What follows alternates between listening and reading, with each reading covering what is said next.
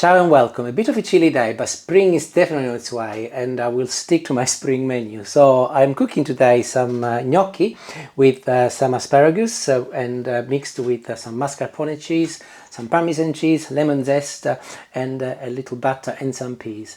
A spring dish, and nevertheless the weather will improve and I'm sure that you will love it. The good thing is that I will be using a mixture of homegrown asparagus. Here, this couple that Julie has given me, they are monsters, versus supermarket. Look at the difference. I measured them earlier with my ruler. These are about 18 centimeters and these are 30. Big difference. Julie's been meaning to pick them for a while and I've been saying to her, no, wait until spring arrives and I've got a recipe in mind, this recipe. So they're actually grown a little bit more than usual, but absolutely wonderful to look at.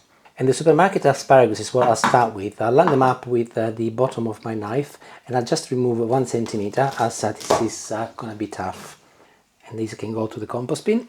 I'm going along with the potato peeler and just like I did in another recipe when I cooked, this is not a carbonara, I'm removing the bottom part of the skin from the asparagus as it tends to be a little bit tougher. So I'm going to leave them whole though, unless I break them like this one. That is incidental, of course. But one could argue that these are so thin that they might not be necessary, but I'd rather do it and not risk it. I've got a pot of water which is boiling already, and this is the same water I will be using to cook the gnocchi later. I just add a little pinch of salt, followed by my asparagus, and my peas also can go in. And as soon as the water starts boiling again, I will leave them to cook for about 2 to 3 minutes, no longer than that, until the asparagus will become al dente and the peas also will cook very quickly. So back to our homegrown asparagus. I'm going to remove a good inch here as this is going to be a little bit tougher. And I'm now going halfway and I'm removing the top layer of the skin just like I did with the other ones. Much easier to do as they are considerably bigger but also a little bit tougher, but we'll cook them for longer. And I've just realized that they're not going to fit in my pan, look, so I'm going to have to cut that much off. Which is not a bad idea so that they will be equal. But I will cook these also. And now that I've cut them, I can show you better. So the skin is up until here where they're tender, and this is the part that I've removed. And 3 minutes in, literally, do not leave them much longer, otherwise the asparagus will overcook and they will break. Just take them out. You want them al dente.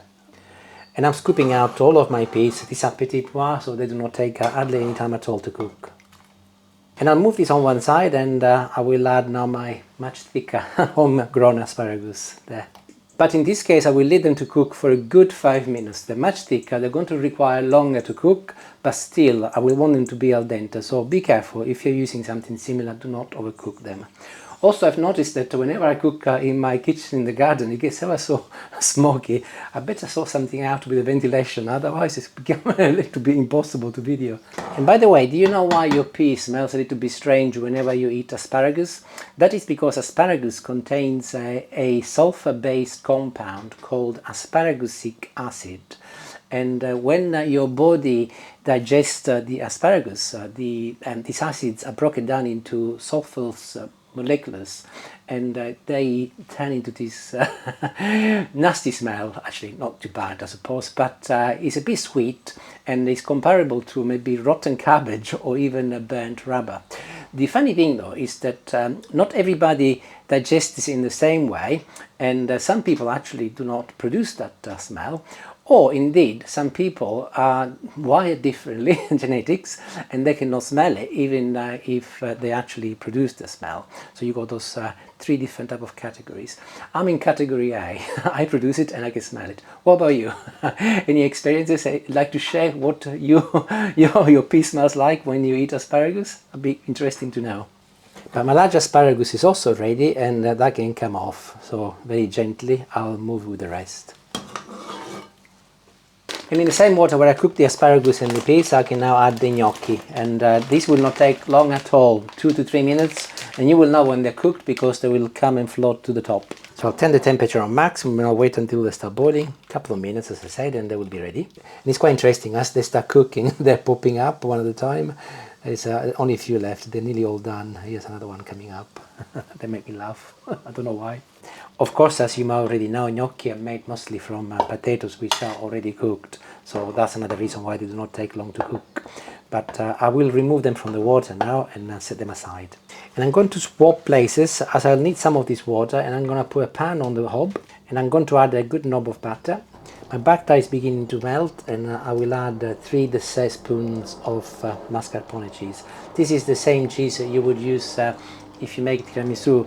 I've made plenty of tiramisu on the channel, and often I say that mascarpone cheese in Italian cooking is also used for cooking, not just for desserts and so on. And this is a very good typical example of its application. I'm going to turn the temperature up slightly as it is a little bit low, and I'll combine mascarpone and butter together. I've got my water here, so I'm going to pinch a couple of spoons to start with, so to say, maybe 3 or 4, followed by the zest from half a lemon. This is a really nice addition to this dish.